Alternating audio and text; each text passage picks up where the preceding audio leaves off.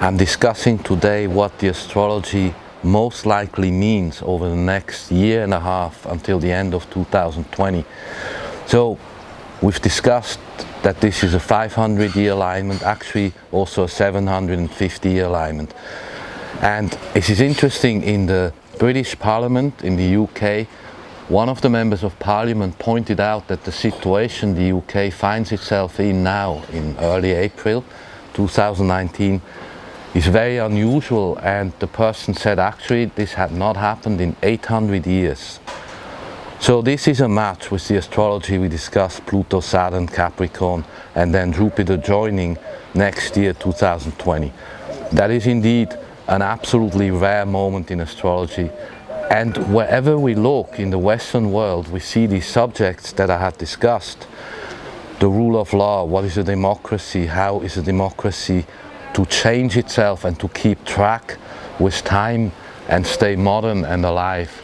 We see these issues not only in the UK, of course, totally unique situation for them, but also in France, where the establishment gets challenged now from within, which is akin to a revolution, the French style.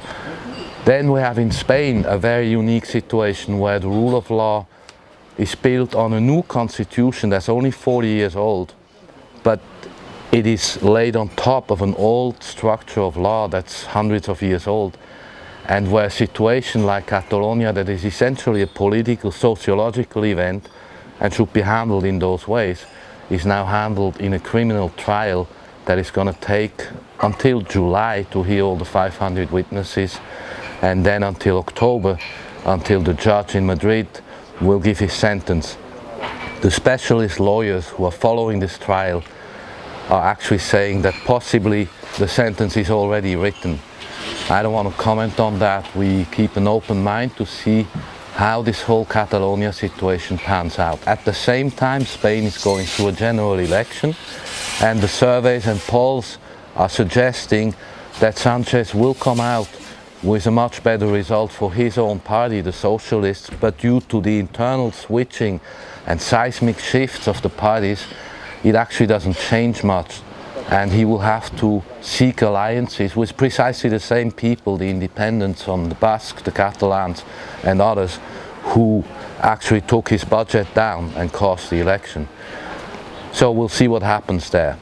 And in the United States, we have another situation where the deep state was trying to do what they had in mind, and they have now pretty much been stopped. But we don't know how this goes on with the astrology, because, as I explained, 2020 has a lot of surprise written into the astrology, and almost any scenario is thinkable. We cannot exclude anything that would happen in societies with these astrological alignments we're going through in the next, say, 18 months up to the end of 2020, when there will be the election. So I had said before, and at the moment I would say the same, that Trump is most likely going to be re-elected. But beyond that moment, 2021, when Saturn Jupiter move into Aquarius, we don't see yet how the economy will function. The personal astrology of Donald Trump has been looking positive right now, very positive, with Jupiter in Sagittarius on his natal moon position, eclipsed moon at his birth. But as Neptune moves in the next 2 to 3 years towards the end of Pisces, he starts building 90-degree squares to the Gemini and Sagittarius alignments that are repeated both in Trump's personal astrology, which is linked to the United States chart 1777. So the Neptune position in Pisces is going to affect both these birth charts, America 1776 and Trump. When Neptune gets involved, as we see now by transit and in birth charts, what happens is a dissolving of the discussion, dissolving of boundaries. Oftentimes it comes with a lack of confidence, where all of a sudden levels of confidence go down inexplicably, and when Neptune goes into positions that dissolves a situation very mysteriously. For instance, we saw now in the last few weeks, as Mercury traveled forward and backward and now forward again through the line of Neptune. It's like a sailing boat coming around a buoy. And during this time we have seen vast levels of confusion with distortion in the media, disinformation, but also confusion in the people. For instance, they don't know how to vote, they don't know how to bring their society forward. And in the context of all of this, it's fair to say that Europe as a structure, European Union, is slowly but surely also dissolving. And by the end of 2020, with the alignments coming up, it's very hard to tell what of the structures and institutions is still going to stay the same. It's more likely that there is going to be a very heavy-duty transformation coming in all of institutions, banking, finance, economy, government institutions, as well as education, science, medical services. It affects pretty much all aspects of life.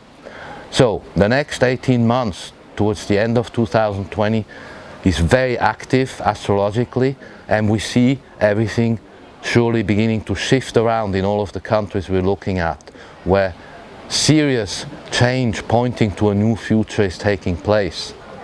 So while there's a certain amount of uncomfortable uncertainty, we don't know what's going to happen, the astrology itself is, I would say, liberating, however only after a very heavy contraction of energy that is going on now. Has started already in January 2019, it's really lasting a full 2 years until in early 2021 we have a new chart in January with Jupiter and Saturn moving into Aquarius and bringing about a much more networked atmosphere. However, the square to Uranus in Taurus points to technological changes, big changes that could technologically alter how we do business as a mankind. And this then moves on with Saturn way into 2025 when it will meet Neptune. And this speaks to us of hard weather changes which we see now. For instance, in America there are large, vast tracts of lands underwater. The snow hasn't even melted yet, so there's more water going to come in, and this will seriously affect the food chain and the production of food. This will in turn also change the economy. So there's a lot to consider and to observe what's going on everywhere, which will affect the way we live.